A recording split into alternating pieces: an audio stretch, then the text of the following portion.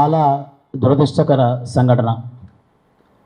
సమావేశానికి ప్రారంభం ముందే సోదరి సరస్వతి సంఘటనని పూసగూచినట్టు కాలేజీలో జరిగిన సంఘటన నుంచి మొదలు పెడితే మొన్న సింగరాయకొండలో శవం దొరికినంత వరకు ఎట్లా జరిగింది, ఏం జరిగింది అనేది సోదరి తెలియజేశారు. మరి దీంట్లో సోదరులారా మనం చూస్తే స్పష్టంగా అన్ని వ్యవస్థల వైఫల్యం కనపడుతోంది. కాలేజీలో ఒక చిన్న గొడవ జరిగి ఒక విద్యార్థి అదృశ్యమైతే కాలేజీ యజమాన్యం స్పందించలే. ఎక్కడ పోయారు, ఏమైందనే విషయం తెలుసుకోలేదు.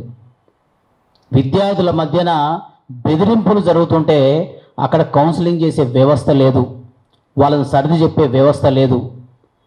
తిరిగి సంఘటన గురించి జరిగింది ఏంటో తెలుసుకుందామని వెళ్ళిన ప్రతినిధులను కూడా కాలేజీ గేటు దాటి లోపల రానియలేదంటే మరి అది కళాశాలనా, కారాగారమా, మరి ఏం నడిపిస్తున్నారో తెలుసుకోవాల్సిన అవసరం ఉంది. ఇంత దురదృష్టకర సంఘటన జరిగిన తర్వాత ప్రభుత్వం తరపు నుంచి కూడా పూర్తిగా వైఫల్యం కనబడుతోంది.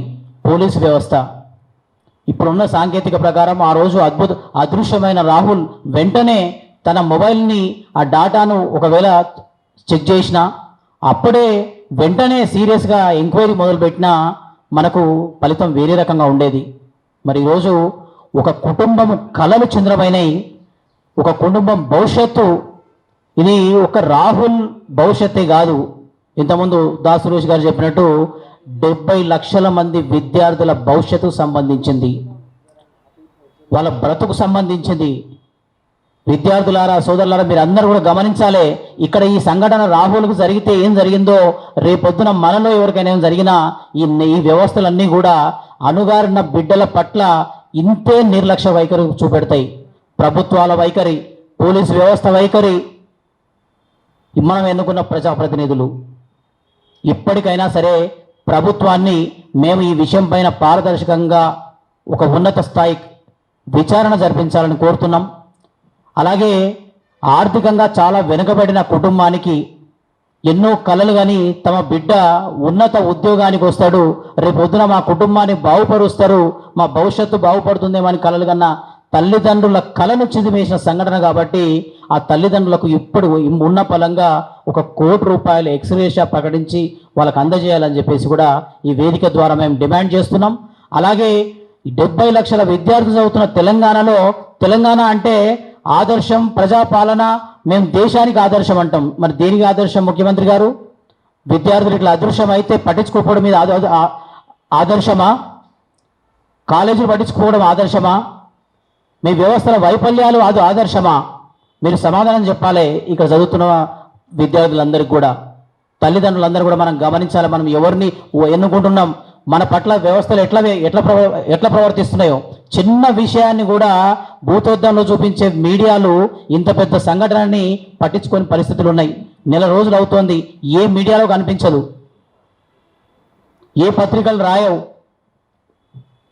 మీడియా వ్యవస్థలు అట్లాగే ఉన్నాయి.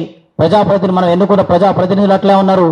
పనికి మాలిన విషయాల గురించి మాట్లాడే వ్యవస్థలన్నీ కూడా ఇంత ఉన్నత భవిష్యత్తు ఉన్న ఒక విద్యార్థి అదృశ్యమై ఇంత అనుమానాస్పద వ్యవస్థలో ఇక్కడ జరిగితే కూడా దీని గురించి పట్టించుకునే పరిస్థితి. దీనికి అందరికి కూడా మనం విషయం పైన ప్రభుత్వం స్పందన వచ్చేంత వరకు కూడా మనం అందరం ఇట్లాగే కలిసికట్టుగా దీన్ని ముందుకు తీసుకెళ్లాలి. ఇది ఏ ఒక్క రాహుల్ సమస్య కాదు, ఈ రాష్ట్రంలో చదువుతున్న విద్యార్థుల అందరి సమస్య. మేమంట రాజేశ్వర్ గారు ఇంతకుముందు చెప్తున్నారు, చాలా బాధపడుతూ అదృశ్యమైన ముందు రోజు రాహుల్ కాల్ చేసి చెల్లెని ఏ కాలేజీలో చదివిద్దాం, ఎక్కడ చదివిద్దాం, ఏం చదివిద్దాం అని చెప్పేసి మాట్లాడిన సందర్భం గుర్తు చేసుకున్నారు. మరి అలాంటి వ్యక్తి అదృశ్యమై ఆత్మహత్య చేసుకున్నాడని ఆత్మహత్య కేసుగా దాన్ని చిత్రీకరించడంలోనే కుట్ర కోణం దాగి ఉంది. ఒక వ్యక్తి కుటుంబం పట్ల, సోదరి పట్ల అంత ప్రేమభావంతో చూపించిన వ్యక్తి బండారాయి కట్టుకొని దూకి ఎక్కడో ప్రకాశం జిల్లా సింగరాయకొండలో చనిపోయిందంటే ఎంత అనుమానాస్పదంగా ఉంది. ఇది నార్మల్గా ఏ చదువుకోని వ్యక్తికి సంఘటన గురించి చెప్పినా అనుమానం వచ్చే విధంగా ఉంది. మరి పోలీస్ వ్యవస్థ ఎందుకు నిద్రపోతుందో, దీనిపైన ఎందుకు చర్యలు తీసుకోవట్లేదో, ఎందుకు స్పందిస్తలేదు అనేది నిజంగా దురదృష్టకరం. ఇప్పటికైనా పోలీస్ వ్యవస్థది ఈ విషయం పైన పారదర్శకంగా విచారణ జరిపించాలి. ఖచ్చితంగా ఇప్పటికిప్పుడు ఉన్న ఫలంగా ₹1 ఎక్స్గ్రేషియా వారి కుటుంబ సభ్యులకు అందజేయాలి. అలాగే రాష్ట్రంలో ఉన్న అన్ని కళాశాలలో కౌన్సిలింగ్ వ్యవస్థను బలోపేతం చేయాలి, యాంటీ ర్యాగింగ్ సెల్స్ను బలోపేతం చేయాలి.